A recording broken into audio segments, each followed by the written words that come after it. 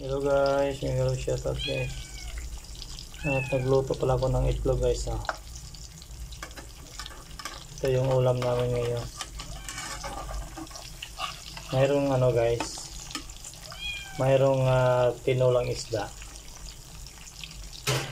At mayroong tinulang isda guys. Tapos nagluto rin ako nito.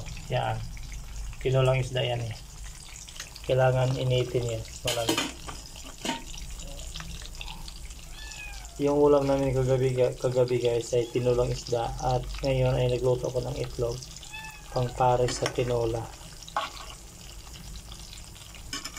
Guys. Pwede na ito ito. Guys. Sunny side up guys.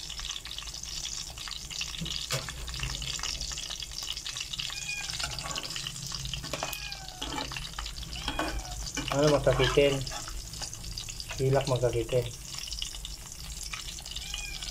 Ano kakitin? Ano pala hilak magkakitin na?